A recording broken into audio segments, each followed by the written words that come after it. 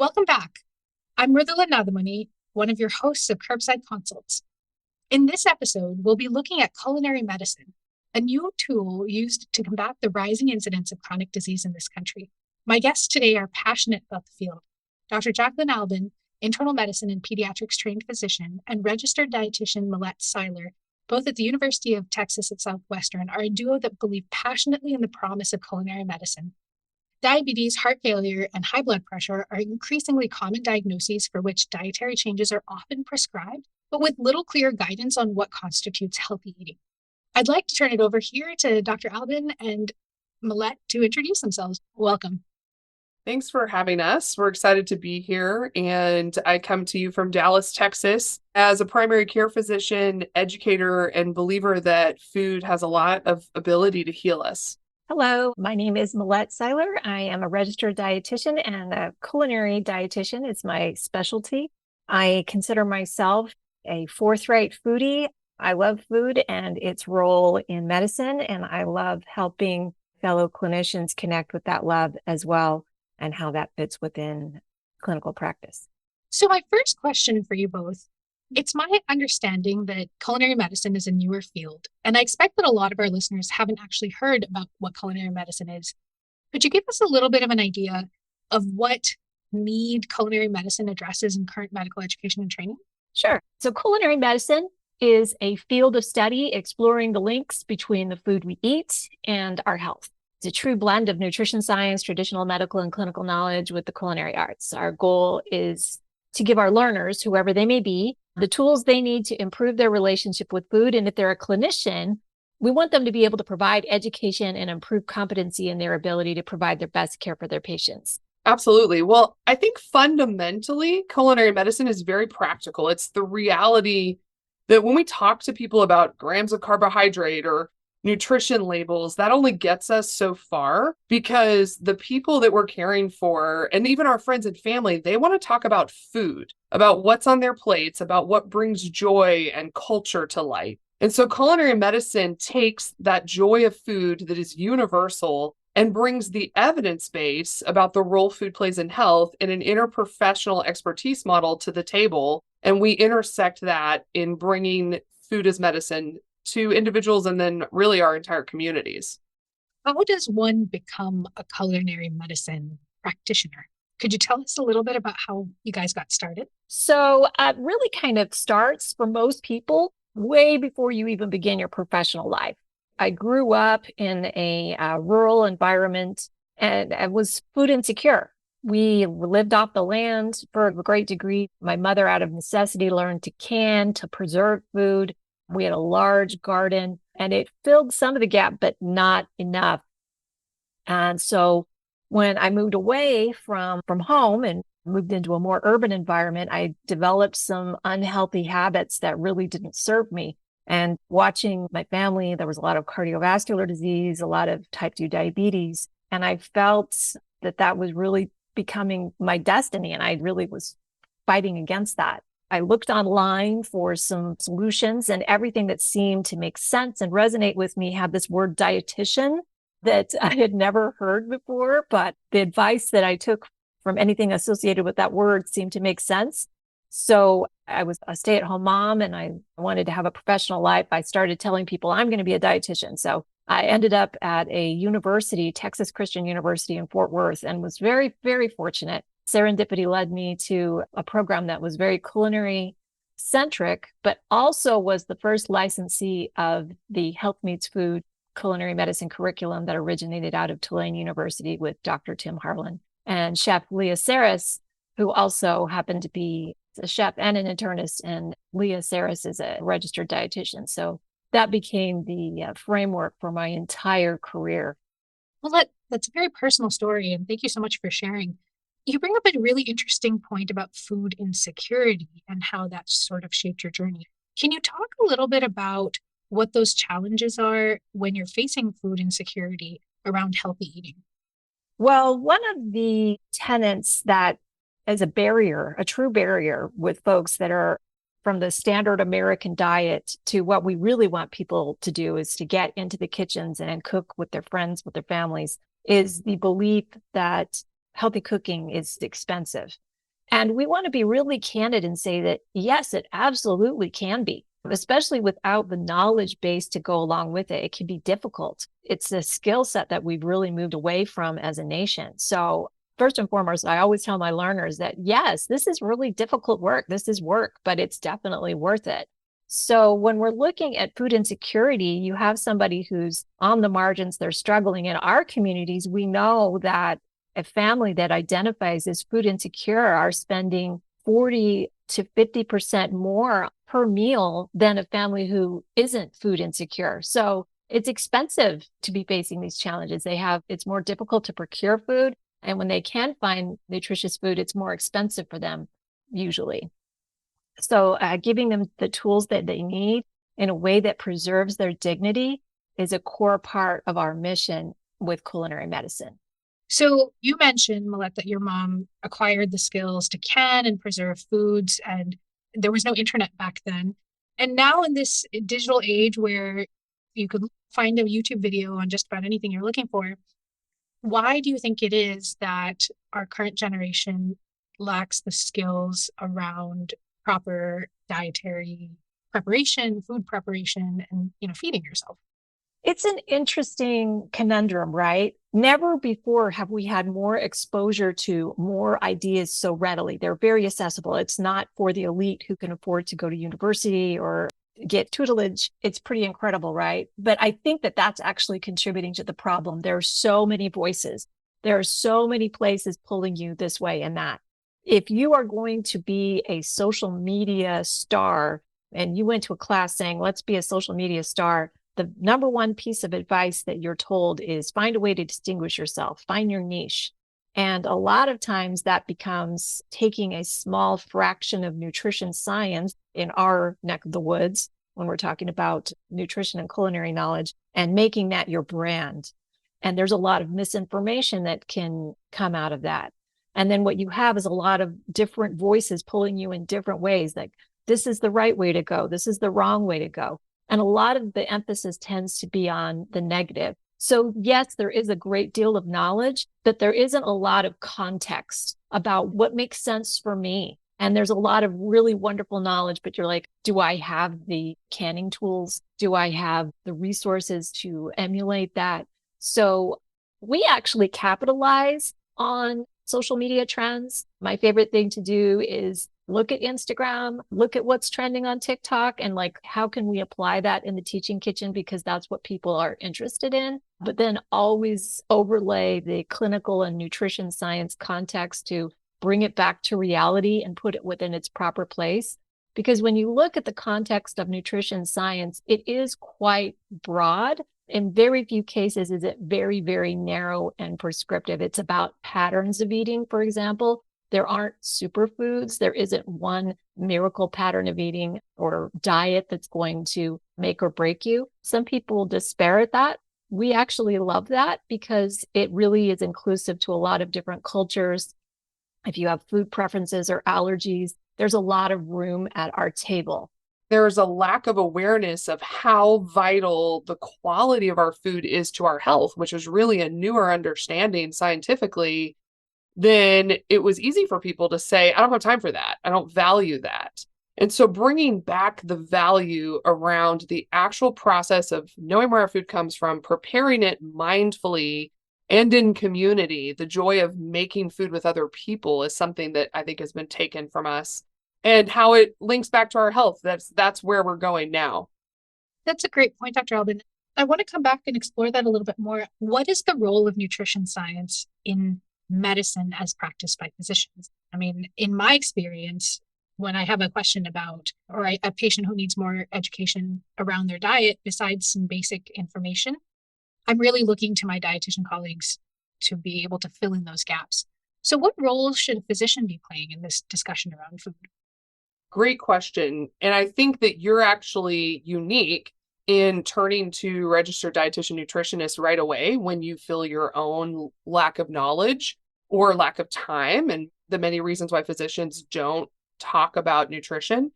And that is absolutely not common. We actually have studied in our own culinary medicine elective how many medical students even know what a dietitian does at the beginning versus the end of our course is one of our most exciting outcomes, is they understand how to collaborate with interprofessionals. But physicians need to be involved in this for a few reasons. Number one, especially those of us who have long-term relationships with our patients, they are looking to us to guide and endorse their care. And I have many patients that I've cared for 8, 9 years now, and they don't even take advice from a highly skilled subspecialist without weighing my thoughts on the matter because they trust me. And I think that is a huge aspect of the way we deliver care to patients. And really, the pandemic has shown us how much trust matters. So sometimes the role of a physician is simply to say, food matters to your health, and here are the health conditions that we could really make improvements if we make some dietary changes. And really what I think everyone needs to have is this foundational level of knowledge. I like to call it the do no harm foundation, which means don't say hurtful things that are not supportive, culturally sensitive, that might cause disordered eating in your patients. But then there's another level of clinical innovation that's emerging all over the United States because we are now able to prescribe food increasingly. This is a CMS priority, and many states are actually providing Medicaid coverage for things like fruit and vegetable RX, medically tailored meals. Physicians have to have the knowledge to know how to prescribe food and when and for how long. And it's definitely an emerging field and a lot of research to be done, which is exciting. But I think we have to be part of guiding health system innovations in this space. So tell me how you carry out this mission. What is it that medical students need to know to be able to effectively, say, prescribe a diet? We are really addressing that right now, a commitment that was made after the White House Nutrition Conference in the fall to answer the question, what role should this play in our education? What is the how? And what are the competencies that we expect? So that is something that is vital to define. And there's already quite a lot of literature over the last 2 decades saying, here's what we ought to be teaching. Nutrition plays a role in almost every health condition. And it's literally a topic that is relevant to every single human being because we all have to eat. So you can start talking about it in spaces that already exist. You look at cardiology block in medical school, there's clearly application there. You look at disease-oriented lectures around conditions like fatty liver disease or IBS. There are places that we can begin to put evidence-based nutrition into those conversations. And then we have to sort of think about how do we prepare our learners to have conversations with patients. And I think we're not equipping learners to do that right now. So obviously this isn't something that was part of your education, given as it's a relatively newcomer in the scene. How did you go from graduating med peds residency, doing your chief year, and then starting as a primary care physician to now being a culinary medicine practitioner? So it was personal for me too. Similar to Milette's story, my family always valued food and growing it and knowing where it came from. My grandparents were farmers. And then I went on with my journey of education the way many of us do, where we aren't really thinking about what's missing when we're in the midst of it, when we're in the thick of the learning. And I had never realized that we weren't getting any education around nutrition until my husband, during my early residency, was diagnosed with celiac disease. And he had been sick for a long time. He gets diagnosed. We walk out of the medical office and realize, I don't know what to do. And they didn't give us any resources. And this is 12, 13 years ago when it wasn't quite as easy to find gluten-free food. And so I began to dive into, well, how does one become gluten-free? And then I started to come across the role that diet plays in almost every health condition, and frankly became embarrassed and frustrated that I'm training to be a pediatrician and an internist. If anyone should know how to do this, it should be me. So that was the beginning for me. I didn't expect that to become part of my career. I was studying this on my own for a long time. And then fast forward to early facultyhood, where I joined the team here at UT Southwestern to help build out the med-peds residency program. And I'm sitting in a faculty meeting after they had redone part of the medical school curricular approach. and they were integrating a wellness curriculum into a clerkship. And they had a week focused on sleep and a week focused on exercise, and they wanted a nutrition week.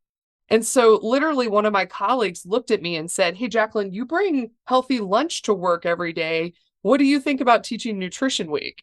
And we laugh about that now because it literally was my credential at the time. And it's a reflection of the workforce problem that we have right now around physicians that understand and value this. It's getting better. And that's part of my goal. Part of my journey is to equip the next generation so that it's not hard to find people who can talk about this. So I began to learn from those around me, to study the literature. I was inspired by the work in the literature of people like Dr. David Eisenberg and Dr. Tim Harlan. I ended up getting trained in culinary medicine in New Orleans at the Goldring Center for Culinary Medicine, and then subsequently certified in culinary medicine. American College of Lifestyle Medicine has been a big part of my training as well, thinking holistically about how our health behaviors affect outcomes, and getting board certified in lifestyle medicine. It strikes me as you say that hospital food is pretty terrible. I mean, whether you're eating it as a physician, a resident, there on overnight call, or as a patient, I don't think there's one person in the hospital who's happy with the food. So even though it's such a ubiquitous part of our life, we're really not paying that much attention to it, are we? No, and it sends a message, doesn't it? It says this doesn't matter enough that we're even going to bother to feed you well while you're in the hospital. And actually, that's one of the low-hanging fruit that I tend to suggest to people who are just getting started is if you're a resident or a fellow, or especially if you're a GME leader, what are you feeding your trainees? What do you have at noon conference? What do you have at morning report? Can you make subtle shifts that don't always have to be super expensive, that say, hey, we're going to offer water and coffee and tea and maybe not soda every day? I think it's key to point out here that the literature shows consistently that the personal behaviors of physicians drive their counseling. And that's true whether we're talking about smoking or exercise or nutrition. And if we don't believe that this matters enough to do it for our own lives, then of course we're not going to really authentically bring it to our patient care. So let's switch up here and talk a little bit about the concept of teaching kitchens, which is a core component of culinary medicine education. And I have a lot of questions really about how you teach culinary medicine, but especially around the teaching kitchen. Who are you inviting in, and what are the goals of the sessions? What sorts of information do you cover? So you might be wondering, what does an actual teaching kitchen experience feel like? And it's not exactly the same anywhere, but you'll feel the same vibes wherever you are when you go into a space to prepare food with others. And if we talk about one of our health professional classes that we're teaching here on campus, and we're using our School of Health Professions Clinical Nutrition Lab. So this is where our dietetic students get some of their food science training, and they generously share that space with us. So we may bring in a cohort of family medicine residents, and we're going to talk about diabetes. And we're making recipes that are friendly for people who are watching their blood sugar. And we're also getting the message to them that this is not special food for people with diabetes. This is delicious, nourishing food for everyone. And that people who have a family member with diabetes don't have to eat differently. There's a lot of interprofessional learning when we have dietetic students coming to share their expertise with the medical students. And then afterwards, the best part, everyone gets to eat all the things that they made, sampling what the other teams made as well. And when they present what they made, Milette is actually teaching them medical nutrition therapy. She's driving home, why is this a good dish for a patient who has high blood pressure? Why does this dish work well for someone who has to work long hours? And how does it save them time and improve the diet quality? And then we end the evening or afternoon, in many cases, talking about a few relevant articles. What's the literature on the topic at a high level? How do you apply this to patient care in the exam room or in creative models? And the best part about it is everyone enjoys these experiences so much. They want to then take it to the community through service learning, where it's both education for the community and also additional layers of experience for our trainees. We can encourage the same nourishing dietary pattern that simplifies cooking, simplifies life. So the students come in, or residents in this case, and they're going to learn a culinary skill from Milette, who has a lot of culinary training. And this is why you see culinary dietitians and chefs being leads in this model, because they're teaching a practical skill. How do you cut an onion efficiently? How do you roast vegetables? How do you cook seafood? What are the basics that give someone the self-efficacy to take this back to their own space and make it again? And then they're going to be in teams, and each team, we usually have 4 to 5 teams per class, is going to make 1 to 2 recipes, sometimes 3 if they're brief. And we'll have multiple different dishes at the end of about an hour of cooking during that time. Well, so that's what I want to know. If you've learned to chop an onion in the teaching kitchen, how does that translate to the exam room? What can you practically then take away from that experience to help a patient who might be struggling with diabetes and doesn't know where to start? I think we forget that patients want something really practical from us. They don't want us to give them grams of carbohydrates. They want to know what to make for dinner tonight. And when you have gotten yourself into the kitchen, you've realized that it's not that hard and that it doesn't have to be expensive, because we're using recipes that are less than $1.25 to $1.50 per serving. Then you can take that recipe literally tomorrow to clinic and say, hey, I made this sweet potato veggie chili and it was so good, and I made it in bulk, so now I have extra for the week. How about you give it a try to see if this is a better option than the fast food drive-through line that you're going to for lunch every day? So it's about taking those practical skills. Just like if I find a solution to getting exercise into my life, I'm more likely to share that with my patients. It's the personal experience informs the professional. And it's not just about what we're doing in the exam room. It's also about, hey, what are the ways that we can transform models of clinical care beyond the current structure that isn't giving people the level of detail and support that they need to be successful? And I think that's really the next frontier here. Teaching Kitchen is an application that works for everyone. Our learners cover a pretty wide base. We divide it into 2 buckets, to use that term. We have our community learners, or our layperson learners, and then we have our professional learners, or our medical learners. But then we also do a lot of research out in the community. What do these applications look like when they are added onto traditional clinical care for type 2 diabetes, for example, or living kidney donors, or a variety of populations, including food pantry recipients. Jaclyn mentioned acknowledging our community experts, and our students, after our first cohort, were volunteering at food pantries and talking to the workers and leaders in these food pantries and said, you know, people are leaving food on the table, and the leaders at the food bank, who really understand their communities, understand the people and what they need, they know they desperately need this food, and they say they're not taking it because they don't know how to prepare it, and they don't think that their families will accept it. So do you feel like this is something a teaching kitchen could fix? So we brought our teaching kitchen initiatives to food pantry recipients and said, how can we help? How can we partner with the food pantry? Your expertise, you understand how your folks eat. What resources can we bring to you? Then we also partner with, as we've discussed extensively, our medical learners.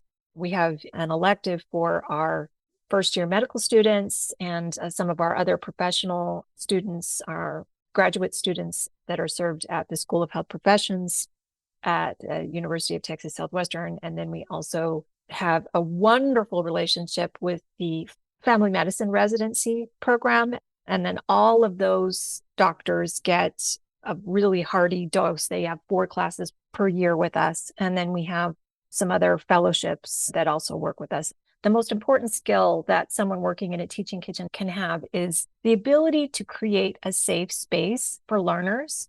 And I think that when we're talking about cultural humility, understanding that there's a lot of blame and shame, and I work in oncology, and I know that there's a lot of misinformation that surrounds that. But the ability to create a space in the teaching kitchen where people feel safe sharing their stories. We're talking about our culture. Our plates are our stories. The food that we eat tells about our history, our preferences, the things that have value to us are reflected on our plates. So my job in the teaching kitchen as finding a way to have our learners feel safe to share their stories, because then they're most open to learn. We learn best through creation, not consumption. The beauty of culinary medicine is you get both. You get to create and then consume, but we do it in a way that is safe. And then the next angle of our service line is actually one-on-one coaching consults. And we just began that in December and have over 70 people waiting to get scheduled for their first appointment. It's exploded because people want this type of support, and they come into our practice in person and spend a little bit of time with me. And then Milette really takes them into the details of specific SMART goals they can work toward to improve their personal health goals. And we also try to take those e-consults from a framework of food access and food equity issues. So if the patient has identified as food insecure, we want to connect them with resources in their zip code as well. And yeah, we do SMART goals, which is a pretty traditional MNT application. So we do behavior coaching and then goal setting. But I will tell you that these patients are highly motivated. A common misconception that we get is people don't want to change. They don't want to do this. Not these patients. These are folks who come in, they're highly motivated, they're interested, they want to learn. So it's very healing as a clinician to have somebody who is so ready to hear what you have to say. So don't make up your patients' minds for them before they come in. We want to work with community kitchen spaces, whether that be at community centers, religious centers, or food pantries. And so we are bringing folks in. Imagine this, it's a teaching kitchen encounter where they can have a traditional clinical experience that's fully reimbursable by their insurance. They're meeting with a culinary dietitian who they're having a hands-on experiential, like a dinner conversation, but then they're also getting their clinical needs met at the same time. We aren't the first to do work in this space. Some of our other Teaching Kitchen Collaborative members and other folks throughout the nation have been working on this. Spectrum Health, Dr. Christy Arts has done some fantastic work with her team in this space. MedStar is doing some great work in this space and has some very encouraging numbers that not only is the right thing to do, but it's also the financially feasible thing to do. It's saving money and definitely keeping the lights on for folks. And that's key, right? It has to be sustainable. And doing teaching kitchen work clinically is sustainable in both a fee-for-service model and a value-based model, because people get better.